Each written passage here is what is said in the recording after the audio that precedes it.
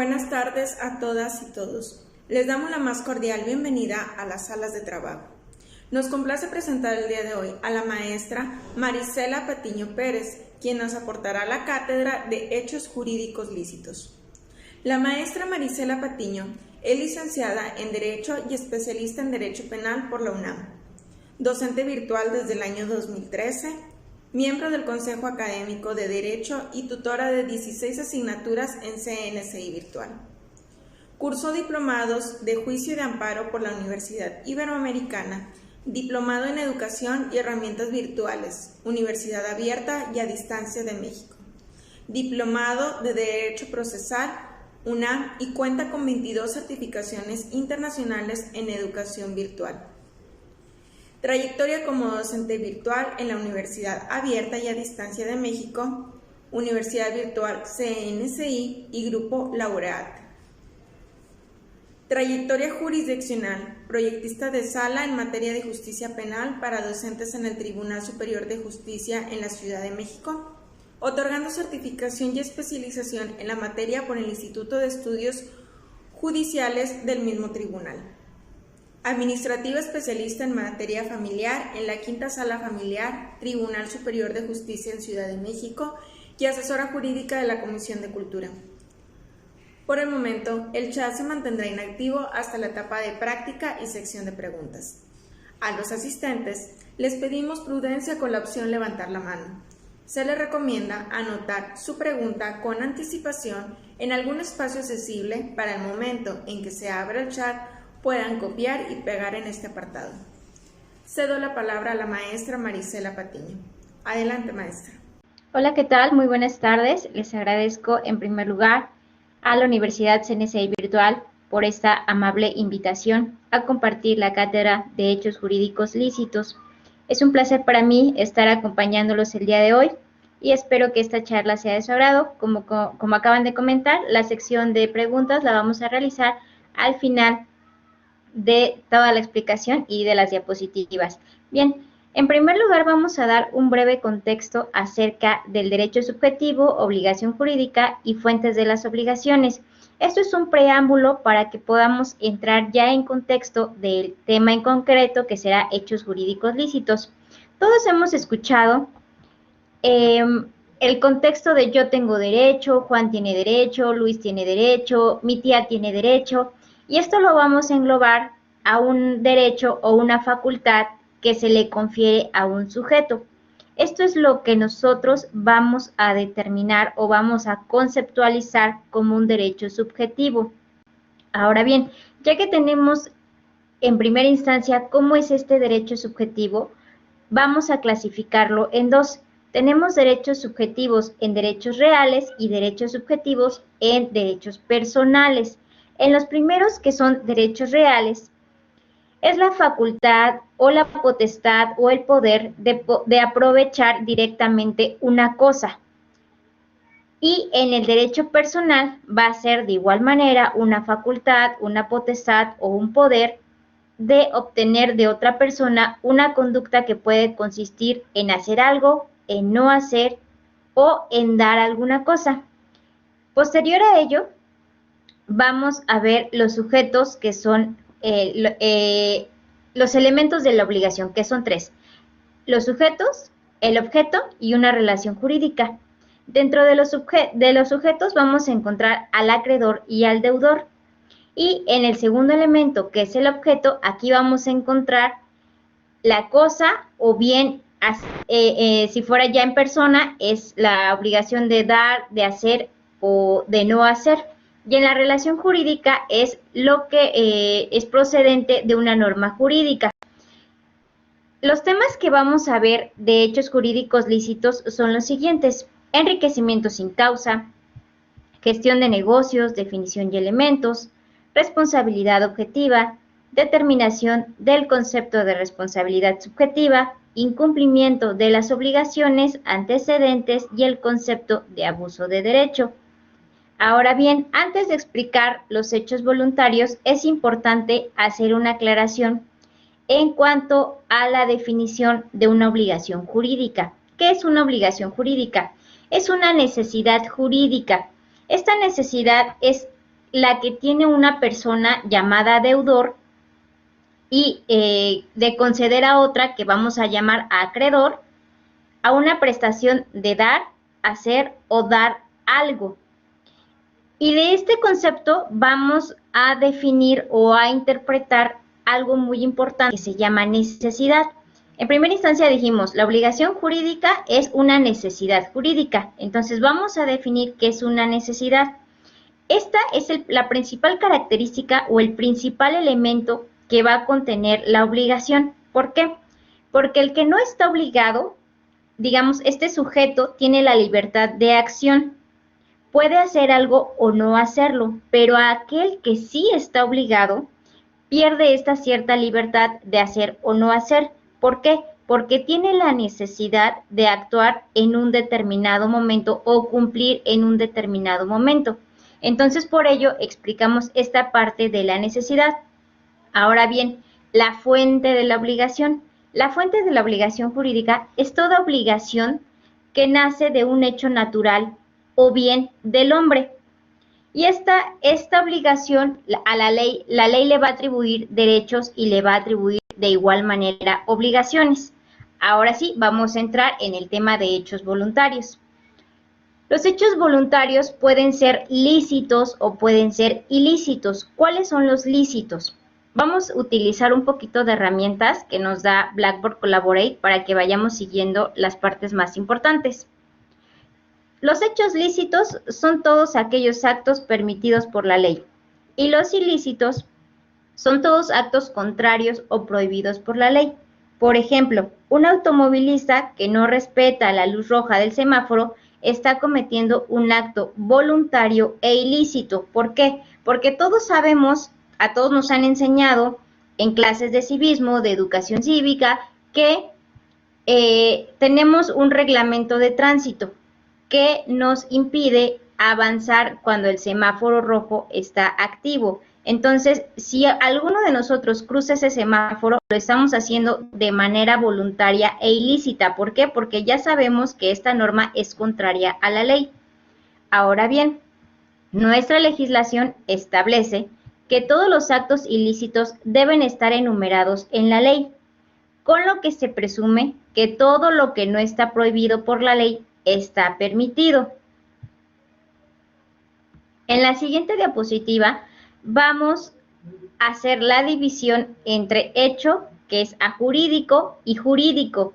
A lo mejor este término de ajurídico le suena un poquito diferente porque siempre escuchamos el hecho jurídico o el acto jurídico.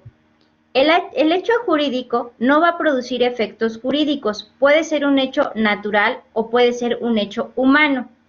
Y el hecho jurídico, este hecho, sí va a modificar y va a regular la realidad jurídica. Lo vamos a dividir en involuntario y voluntario. Recuerden que en la lámina anterior, aquí, habíamos dicho que tenemos hechos voluntarios, ilícitos e ilícitos, pero también tenemos hechos involuntarios que es necesario conocer. Dentro de los involuntarios se comprenden los sucesos naturales jurídicos por naturaleza, por ejemplo, el nacimiento y la muerte. Este es un hecho involuntario por cada uno de nosotros, ya que no decidimos cuándo nacer de manera voluntaria ni cuándo morir. Entonces, sí es un hecho jurídico porque va a modificar y va a regular la realidad jurídica. Recordemos que cuando nosotros nacemos se realiza una inscripción para nuestro nombre en el registro civil y eso va a regular una realidad jurídica. Lo mismo pasa con la muerte cuando se realiza el acta de defunción ante el registro civil. Pero, insisto, aunque es un hecho jurídico, esto es involuntario. Y aquellos cuyo carácter jurídico depende de las consecuencias que produce y la calificación que le asigna la ley o de la voluntad de las partes en el transcurso del tiempo. Dentro de los hechos jurídicos voluntarios vamos a encontrar que en su producción interviene la adecuación humana, consciente, voluntaria sobre la conducta misma y no necesariamente sobre sus consecuencias. En esta clasificación de hechos jurídicos voluntarios lo vamos a subclasificar en lícito y en ilícito. En lícito vamos a encontrar los que son sin declaración de voluntad o actos meramente lícitos, como la conducta de hecho. Un ejemplo de ello es la caza, la pesca o los hallazgos de tesoros. Y con declaración de voluntad o actos jurídicos vamos a encontrar la exteriorización expresa o tácita de la voluntad. Y esta expresión va a ser la generadora de relaciones jurídicas por previsión de la ley.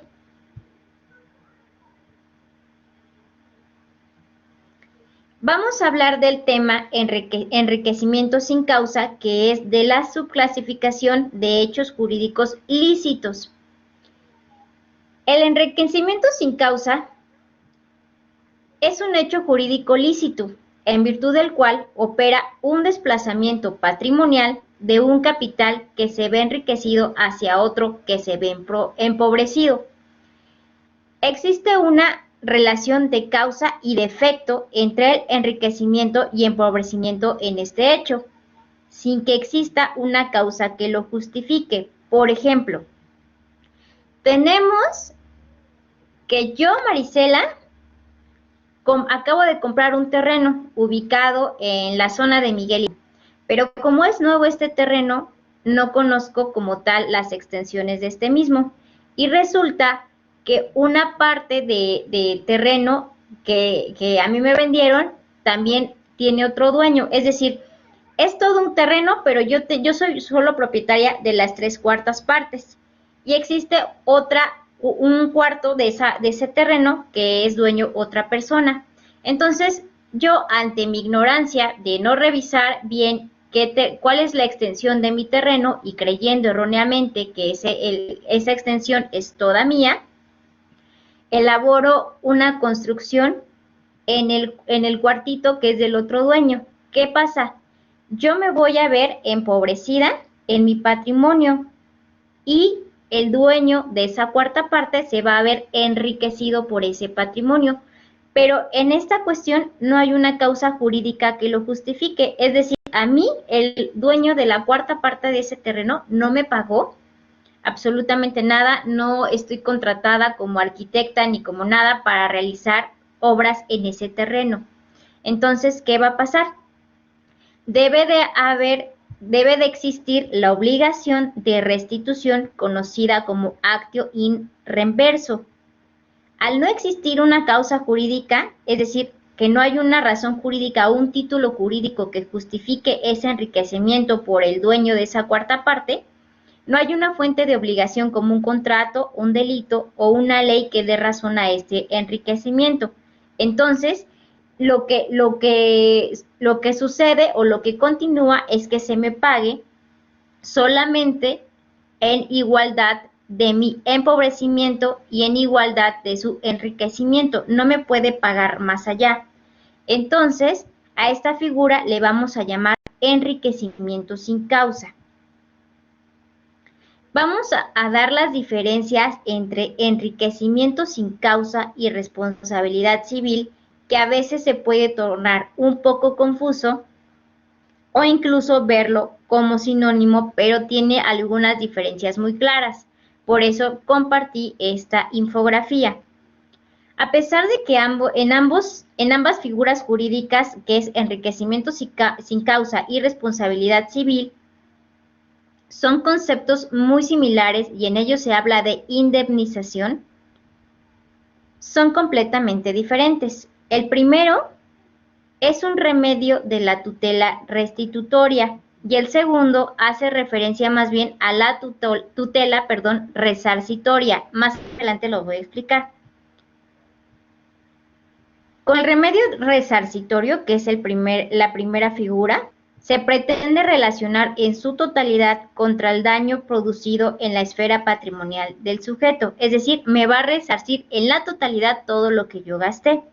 En cambio, con el remedio restitutorio no se tiene en cuenta el daño, sino que se atiende a la sola alteración de una situación de hecho o de derecho, alteración que necesita ser removida restableciéndose a la situación originaria, y con esto restaurando el vigor de las normas. Entonces, pueden plantearse las siguientes diferencias, pero bueno, lo vamos a explicar. Las diferencias de el enriquecimiento sin causa es que se busca un remedio propio para la tutela restitutoria. Dentro de la responsabilidad civil tenemos un mecanismo de defensa resarcitorio ante cualquier daño sufrido. Ahora, en el enriquecimiento sin causa se va a centrar en el análisis del empobrecimiento y en la responsabilidad civil se centra en el análisis del daño sufrido. Es diferente.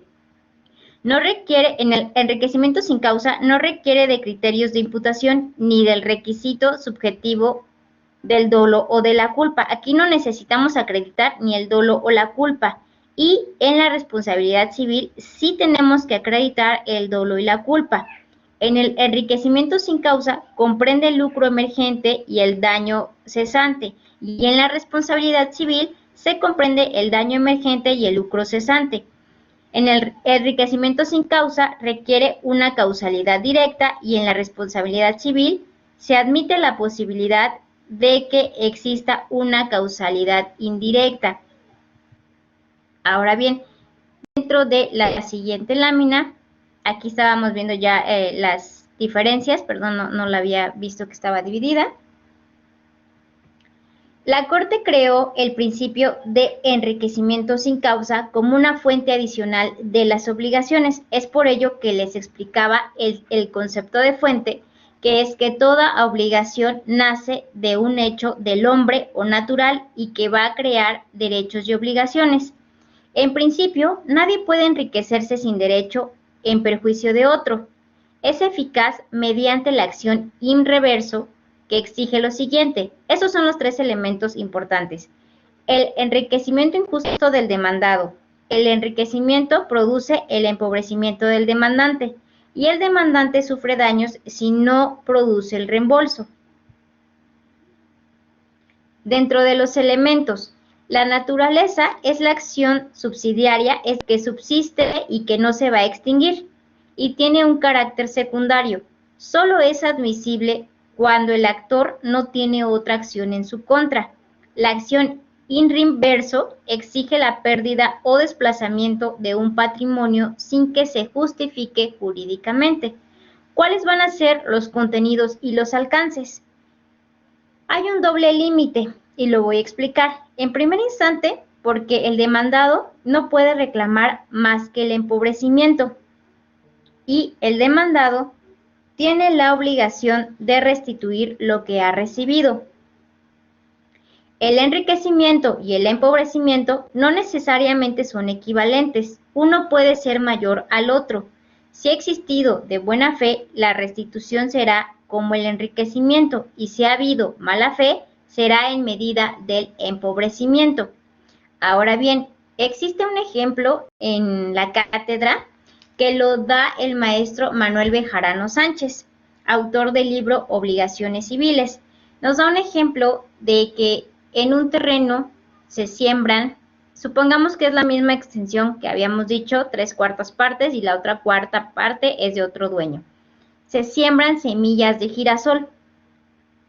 Y en estas semillas de girasol, ante mi inexperiencia, compré las más caras del mercado y además el agricultor que las plantó es de los más caros de la zona. Entonces, estos gastos los voy a cubrir yo, porque el enriquecimiento de la persona solo va a ser respecto de la cosecha de las semillas de girasol, no de lo que yo compré de las semillas de girasol ni del agricultor que las cosechó. Entonces, por ello aquí nos marcan los dos límites y nos dice que uno puede ser mayor al otro. En este ejemplo, el empobrecimiento puede ser mayor y el enriquecimiento puede ser menor. Y solo me van a resarcir los daños que el enriquecimiento le dio, que es, digamos, la venta de esa cosecha. Ahora bien, la duración. La acción de enriquecimiento está sujeta a prescripción de 1 año y la carga de la prueba. La acción de restitución trae implícita la carga de la prueba, la acción que tiene la parte actora de demanda de probar lo que ha dicho en el escrito de demanda para el titular. Es decir, la prueba impone al que hace el pago, que se llama solvens deudor. A causa de que el deudor incurre en un error omisión o descuido está obligado a probar que hizo el pago y que lo llevó a cabo por error, es decir, no lo hizo de una manera correcta. El siguiente tema se llama pago lo indebido. Ocurre cuando, no habiendo relación jurídica entre dos personas, una de ellas entrega una cosa a la otra, con el propósito de cumplir con una obligación inexistente. El pago de lo indebido descansa en la existencia de una obligación y en un error de hecho o de derecho. El pago de lo indebido es la principal especie del enriquecimiento sin causa, lo que significa que una persona que ha llevado a cabo una presentación con el propósito de pagar una deuda, a pesar de que esa deuda no existía. De esta situación nace la obligación de restituir lo que se ha recibido. Hay un pago de lo indebido en los siguientes casos. El primero, cuando el deudor no es deudor y paga el acreedor, que es acreedor de otro. Cuando el deudor sí es deudor, pero el acreedor no es su acreedor. Cuando ni deudor ni acreedor son deudor y acreedor. Es importante conocer bien este hecho jurídico para poder determinarlo en la vida profesional.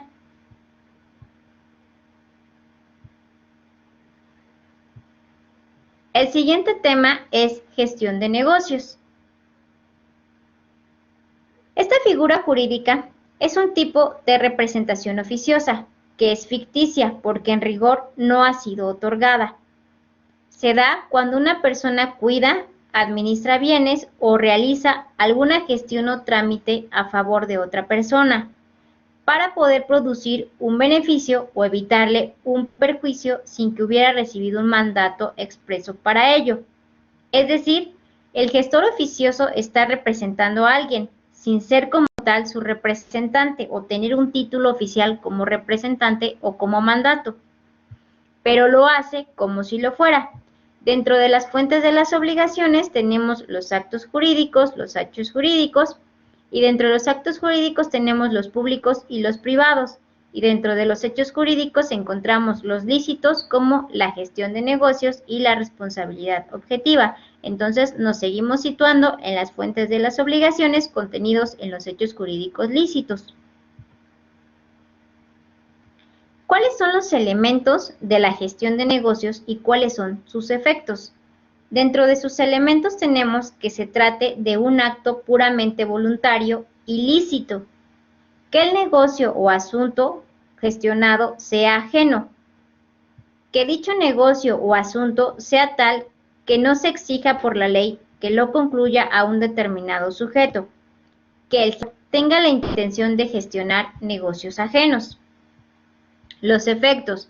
La gestión de negocios ajenos hace nacer obligaciones para las dos partes, sin que esto, afirma Castán, un jurista reconocido en materia civil, que de la operación a carácter sinalagmático o bilateral, pues nacen aquellas de causas diversas y no existe entre unas y otras algún vínculo.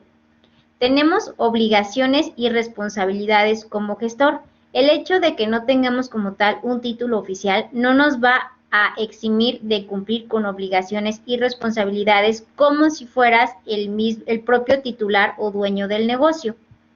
La conclusión del negocio o requerimiento al interesado para que le sustituya en la gestión desempeñando su encargo con toda diligencia e indemnizar los perjuicios que por su culpa o negligencia se causen al dueño. Y elaborar una rendición de cuentas. Esta parte es muy importante porque a veces se cree erróneamente que por ser un gestor de negocios no tendremos que rendir cuentas. Entonces sí es importante mencionarlo y que tenemos obligaciones del dueño, como si fuéramos el dueño del negocio. Esos son los efectos que tenemos en cuanto a esta figura jurídica. La gestión de negocios, como ya lo mencionamos, es una fuente de obligaciones en atención a dos principios de obligatoriedad. La primera, se prohíbe el enriquecimiento sin causa, y la segunda, debe haber solidaridad social. Quien se entromete en negocios ajenos se impone imperativamente obligaciones jurídicas. En este sentido, tanto el gestor como el dueño del negocio tienen obligaciones que cumplir. Acerca de la ratificación en la gestión de negocios, en el hecho jurídico de la gestión de negocios debe haber una ratificación por parte del dueño del negocio, de lo cual se pueden dar dos casos. En primera, la ratificación de la gestión y la segunda, la no ratificación de la gestión. En la ratificación, se acepta y ratifica los actos realizados por el gestor. Las obligaciones nacidas antes de la gestión perfeccionan sus efectos.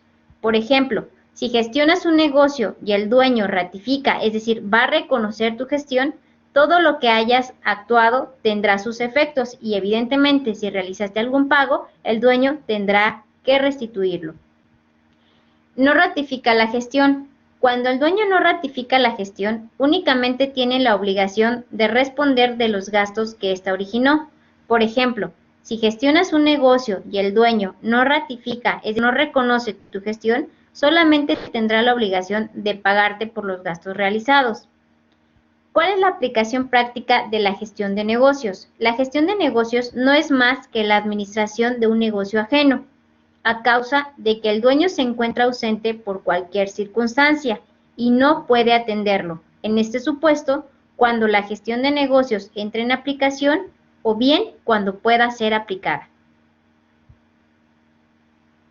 Dentro de la responsabilidad objetiva, significa la imputación a un sujeto de los riesgos generados por su actividad, presumiéndola culposa la acción u omisión generadora del evento dañoso.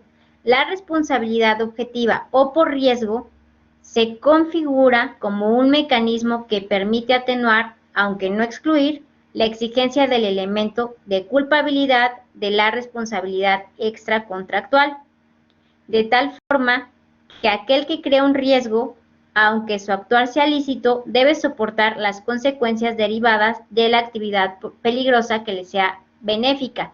En este momento tenemos que hablar o definir la responsabilidad contractual y la responsabilidad extracontractual.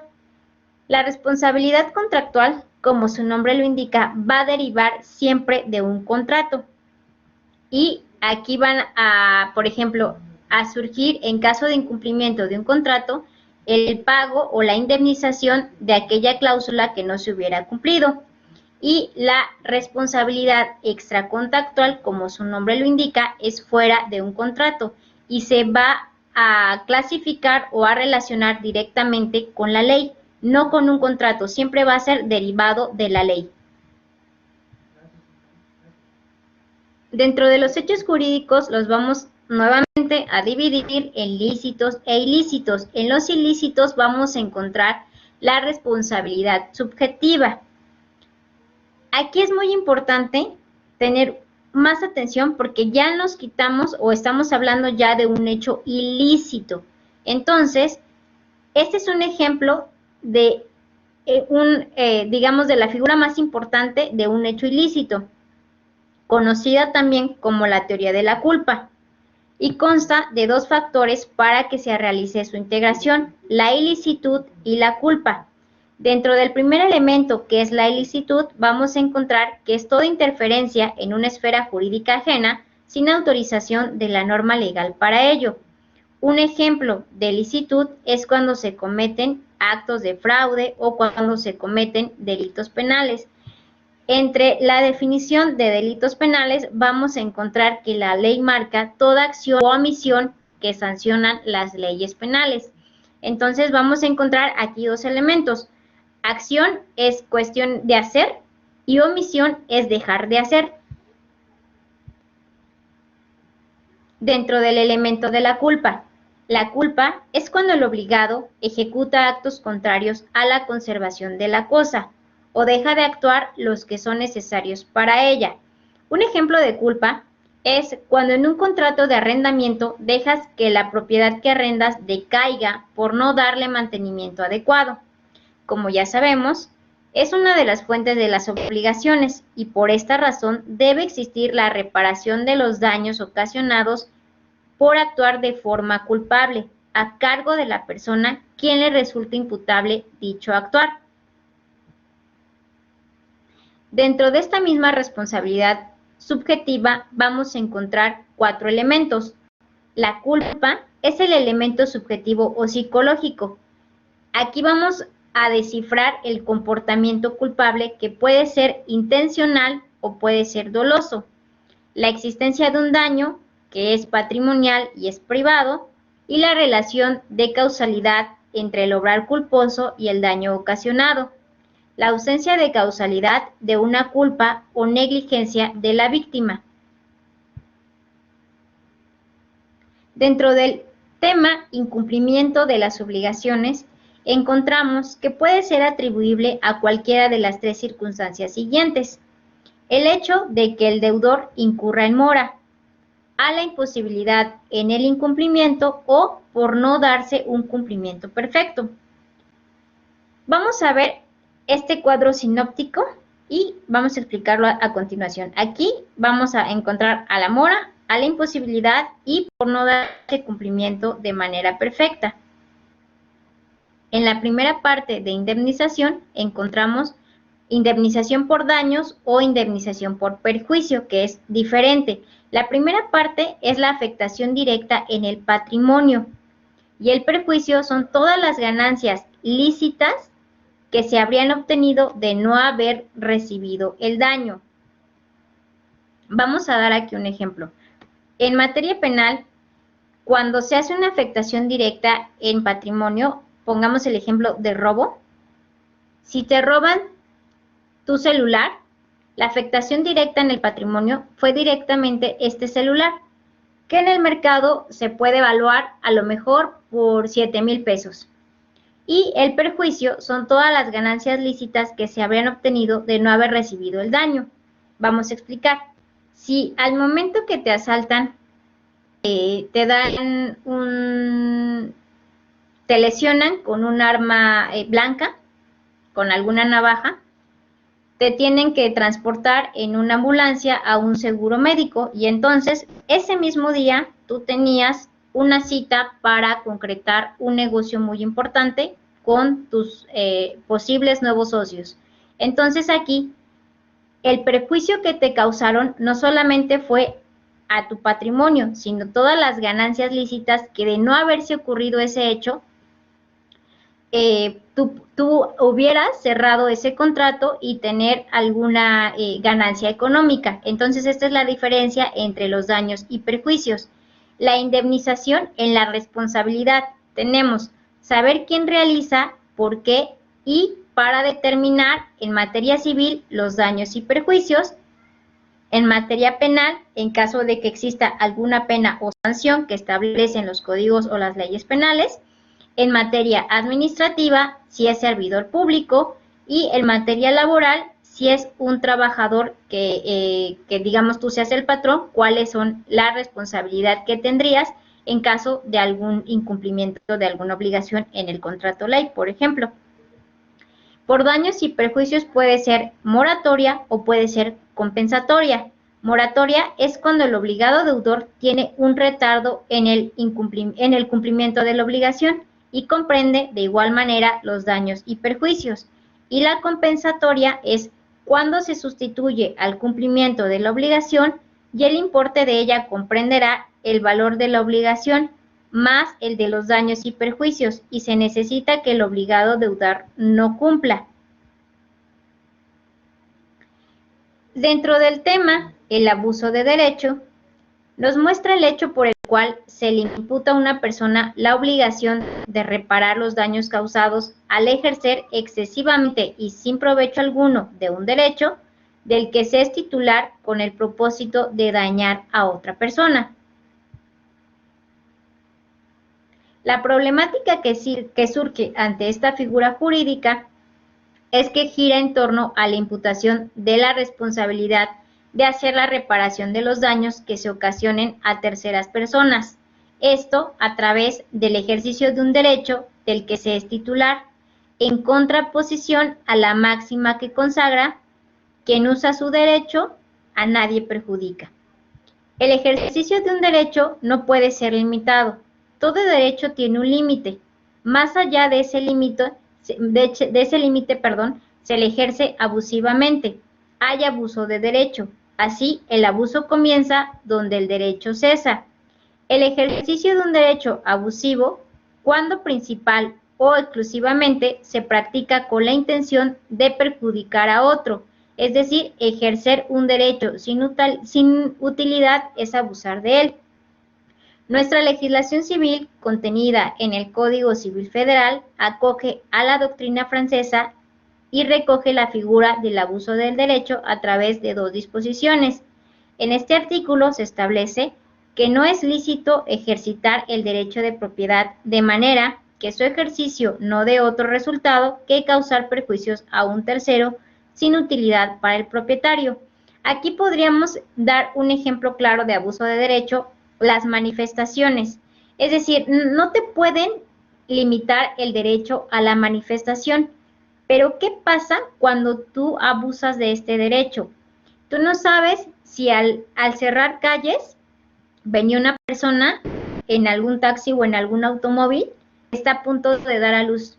¿Y qué va a pasar si no llega o no la atienden servicios de médicos? Puede perder a su bebé, puede morirse ella. Entonces, en el exceso de este abuso de derecho de libre manifestación, de libre expresión, estás tú limitando y estás siendo abusivo con los derechos de las demás personas. Este es un ejemplo claro de esta figura jurídica. Ahora, vamos a abrir la dinámica. Si quieren, comenzamos con la ronda de preguntas y respuestas para que me puedan ayudar en el chat y ver si comprendimos en completo esta sesión.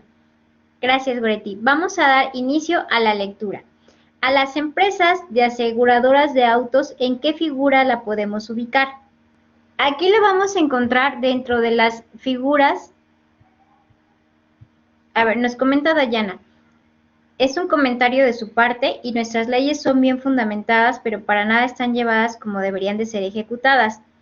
Gracias, Chantal. Mira, todas las figuras jurídicas que mencionamos sí están reguladas, las encontramos en nuestro Código Civil e incluso nos marcan la prescripción para cada figura jurídica, cuál es el monto del pago que se tiene que realizar, si tenemos que hacerlo total, parcial, moratorio, cuáles son los tipos de sujetos, qué es el acreedor, el deudor. Sí están reguladas todas estas figuras jurídicas porque, como les comentaba en un inicio, emanan del derecho civil, en concreto de las obligaciones jurídicas. Nos comenta Rosa, una pregunta, ¿el que te hagan trabajar en este tiempo de pandemia estando enferma del corazón se toma como abuso de poder? Pues puede que sea abuso de poder, esto lo podrías ver ya en materia laboral y puedes acudir a la Procuraduría de la Defensa del Trabajo y ahí te dan alguna asesoría, ya que si eres alguna persona vulnerable, es decir, de alto riesgo por problemas del corazón, te podrían descansar con derecho a sueldo y entonces no tendrías ninguna cuestión de riesgo porque tendrías el mismo sueldo y poder estar trabajando desde casa. Me comenta Grecia, ¿es un derecho subjetivo? A ver, permítanme un momento, se me movió un poco el chat. Es un derecho subjetivo real, ya que es una facultad para aprovechar. Es correcto. La segunda nos dice, la segunda dinámica voy a leerla. Julio, hermano de María, le encarga a esta su local de abarrotes y le entrega un calendario con las actividades a realizar. Pero María, al tener ocupaciones propias de su hogar, olvida apagar la luz y entonces la compañía de luz corta la luz el día viernes. María, sabiendo que su hermano Julio estará de vacaciones todo el fin de semana, decide tomarse 2 días de descanso, de viernes a domingo, ya que nadie se dará cuenta de su inasistencia. Pero el día lunes que llega a laborar, nota un olor muy extraño a comida putrefacta, consecuencia del corte de luz del día viernes, y que hizo que varios productos comestibles en refrigeración se descompusieran. En este caso lo podemos clasificar como, ¿se acuerdan que vimos una figura jurídica que dijimos que era la administración de bienes y que teníamos responsabilidades y derechos como si fuéramos el dueño, ¿qué figura jurídica tenemos? Aquí nos contesta Angélica, que es gestora. Es correcto, es gestor de negocios, esta es la figura, y lo que corresponde es pagar los daños y perjuicios que se ocasionaron al dueño. Es correcto. La siguiente, un vecino que no hace una reparación de tuberías en su vivienda durante años provoca humedades en el piso inferior. Este caso, ¿cómo lo podemos clasificar?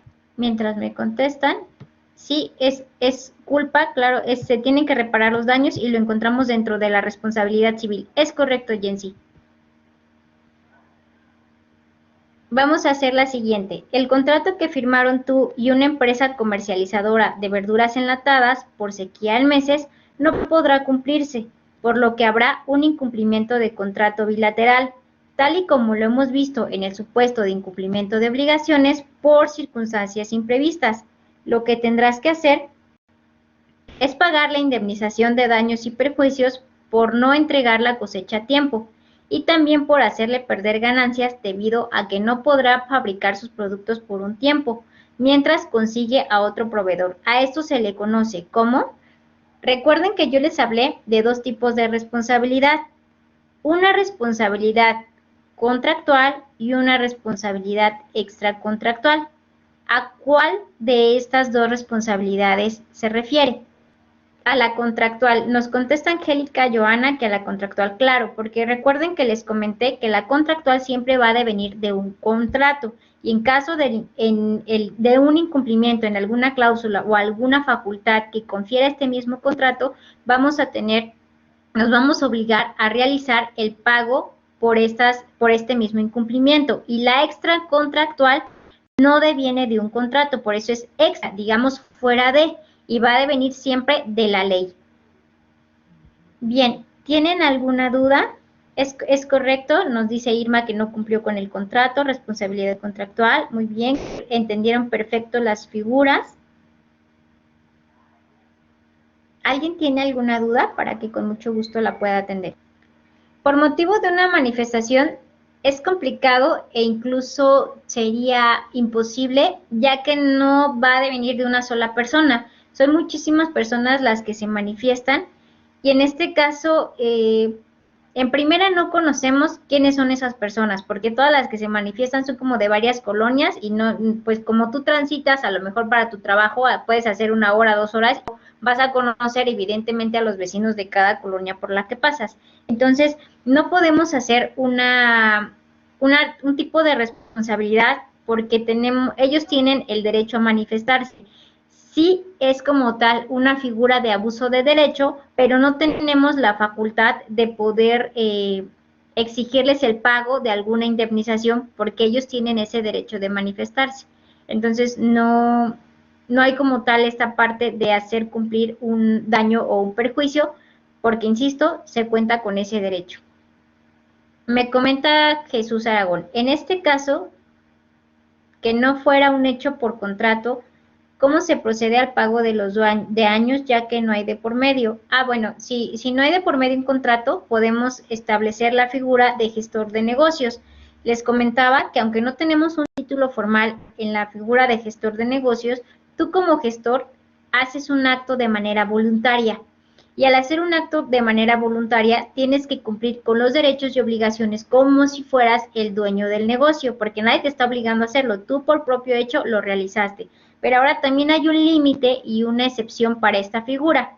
En caso de que tuvieras algún pago extra que realizar y el dueño del negocio no te dejó esta solvencia económica y tú lo pagas de tu bolsa, es decir, a lo mejor en este ejemplo que pusimos, tenías un pago de luz o el dueño del negocio tenía un pago de luz casi a vencer y no le dejó el dinero. ¿Qué hace? Bueno, entonces el gestor de negocios pone dinero, digamos, de su bolsa, de su propio patrimonio y realiza el pago de la luz, porque de no hacerlo puede que toda la comida, los víveres, enseres que están dentro de los refrigeradores, pues vayan a un estado de descomposición. El deudor el dueño del negocio al llegar tiene que hacerle ese pago al gestor de negocios. Comenta.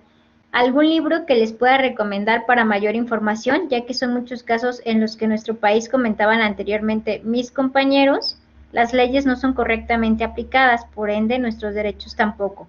Dejamos pasar muchas veces cosas como empleados o ciudadanos por ignorancia, y creo que una base para conocer un poco más y saber a qué instituciones acercarnos ayudaría mucho. Claro que sí. Mira, prácticamente todas las figuras jurídicas las tenemos reguladas, y en esta parte de hechos lícitos e hechos ilícitos los contemplan la materia civil. Y les voy a recomendar un libro con mucho gusto. Se llama Obligaciones Civiles, es este, a ver si lo pueden ver en pantalla. El autor es Manuel Bejarano Sánchez y es de Editorial Oxford. Aquí vienen todas las cuestiones de obligaciones civiles y les va a servir mucho para efectos prácticos y obviamente de asesoría jurídica en caso de que lleguen a ustedes a dar alguna asesoría cuando ya tengan su título. Estaría muy interesante que puedan tener esta cuestión y este autor tan reconocido como Bejarano Sánchez. La responsabilidad objetiva y subjetiva conlleva cumplir de acuerdo a los hechos lícitos o ilícitos. ¿Sí es correcto? Perdón, se me perdió en el chat, voy a regresar. El enriquecimiento sin causa, recuerden que les di dos, por ejemplo, el de las semillas de girasol, que es un empobrecimiento de tu parte y vas a hacer un aprovechamiento o un enriquecimiento para otra persona. Entonces ahí aplica el ejemplo de semillas de girasol. Me dice Lilia, si yo construyera en un terreno que no es mío, sin contrato alguno, cuando el dueño me pida abandonar el terreno, ¿él me tendría que pagar lo que yo invertí en la construcción? En este caso no, porque no hay error. Es decir, tú sabes que ese terreno no es tuyo y un elemento del enriquecimiento sin causa es el error o la ignorancia. Y aquí tú sabes que estás construyendo en un predio que no es tuyo porque tienes el conocimiento previo que existe otro dueño. Gracias, Gabriela. Me comenta Angélica, ¿cómo podemos saber si entrar a trabajar en un bufete jurídico de cobranza, hasta dónde se puede saber qué es el cobro lícito? ¿Es bueno para currículum trabajar en ello o puede generar desconfianza para un trabajo y mencionarlo en un currículum? No, lo que hacen los despachos de cobranza es que, por ejemplo, si tú le debes a alguna tienda departamental, establezcamos Liverpool, por ejemplo, tienes una deuda corriente de 5,000 pesos y entonces no puedes pagar en ese mes y te van subiendo los intereses. De los 5,000 pesos que tenías que dar al mes, vas a tener que dar al siguiente mes los 5 pasados, los 5,000 que debes en el mes, que ya serían 10,000, y los intereses, pongámosle 2,000 pesos, serían en total 12,000 pesos. Lo que hace que al atrasarte en un mes, de manera pues mañosa, por así decirlo, de las compañías o de las tiendas departamentales, es que esta deuda se vuelva pues más alta mes con mes. Lo que sucede con el deudor es que va a dejar de pagar porque aunque pague la parte mínima, los intereses van a ser más altos cada mes. ¿Qué hace la tienda departamental? Al ver que por medio de llamadas, notificaciones notificaciones no judiciales, sino notificaciones solamente de la parte interna jurídica de Liverpool, no hace caso el deudor, venden esta cartera de clientes deudores a despachos de cobranza. Los despachos de cobranza, ¿qué van a hacer? Van a hacer un descuento sobre el monto que se debe. Es decir, si se llega a un monto de 50,000 pesos, van a hacerle ofertas al deudor. Es decir, yo te voy a descontar el 50%, entonces tú tienes que pagarme un 35,000. Y si el deudor no les hace caso, entonces en 2 meses van a hacer otra contraoferta. Vamos a hacer un descuento del 60% y así van haciendo un descuento más amplio hasta que el deudor pague algo de lo que ya debía y entonces les hacen firmar una carta finiquito y de cierta forma se borra el historial de buró de crédito. No creo que sea algo negativo en alguna cuestión que tú quieras entrar a algún bufete jurídico. Esto pues ya será tu consideración dejarlo en tu currículum o no, pero podrías pues experimentar estas cuestiones de cobranza e incluso de contabilidad y finanzas. Ya encontré el comentario. Me decía Ruth, la responsabilidad objetiva y subjetiva conlleva cumplir acuerdo de los hechos lícitos o ilícitos y deberá ser por pago o por indemnización. En el hecho ilícito implica la culpa, el delito o el fraude y por consiguiente la penalización. Es correcto, Ruth. Es correcto, agradezco tu comentario. ¿Qué pasa si se meten a un departamento vacío y empiezan a vivir ahí? Bien, aquí ya estamos hablando de una cuestión que no es un hecho lícito. ¿Por qué? Porque es contrario a la ley. Tú no puedes meterte a algún departamento del que no seas dueño. ¿Por qué? Porque no tienes un contrato a lo mejor en el que te estén permitiendo algún arrendamiento o que hagas algún otro tipo de actividad. No estás facultado para entrar a alguna propiedad que es ajena sin algún permiso previo. Entonces, podría aplicar despojo, es decir, que los dueños del departamento vayan con un juez y acrediten la titularidad de ese bien. ¿Cómo lo van a hacer? A través de las escrituras.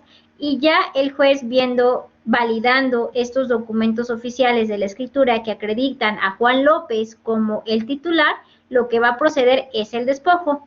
Se ordena el despojo, van autoridades del juzgado, que son los actuarios, que van a dar fe del despojo de estas personas y van igualmente los llamados cargadores, en caso de que hayan metido algunos muebles como sala, comedor, etcétera, para sacar todos esos muebles de la vivienda ajena y también acuden elementos de la policía para que esto se haga con orden. César Ortiz. Las tarjetas de crédito son considerados créditos de altos riesgos. Las empresas como bancos o tiendas departamentales tienen 90 días para recuperar el préstamo. Si no lo pueden hacer, la empresa hace deducible de impuestos su cartera y lo vende a un tercero. Es lo que les contaba, que es un despacho de cobranza. Y de esta forma no puedes limpiar el buró de crédito porque no le pagaste a la institución sino a un tercero. Hay algunos que hacen esos despachos de cobranza, sí te dan como, no todos, pero algunos sí te dan tu carta finiquito y te dan la opción de poder limpiarlo de buró de crédito. Sin embargo, tenemos la otra opción que es la mala, que después de 5 años, que digamos ese crédito está en tachecito en buró de crédito, después de los 5 años se elimina, aunque no lo hayas pagado. Sí, obligaciones civiles, me preguntaban otra vez por el libro, Obligaciones civiles de Manuel Bejarano Sánchez, y es editorial Oxford. Muchas gracias, agradezco a todos su asistencia, ya estamos en el límite de tiempo. No importa que sea después de 2 años, aplica el despojo porque incluso ya te puedes ir por alguna cuestión penal, no solamente la civil, te puedes ir por 2 vías, por la civil y la penal, pero para rápido sacarlos del departamento o de la vivienda, lo que aplica sería el despojo. Titulares fallecidos, me comenta. Titulares fallecidos ya es una cuestión de materia familiar. Y ahí aplica la sucesión testamentaria o intestamentaria, dependiendo si existen testamento por alguna de las partes o de los socios que conforman la sociedad cooperativa.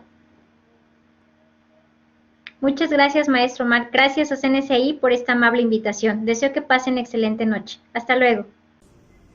Agradecemos la charla de la maestra Marisela Patiño y los aportes que nos ha brindado el día de hoy.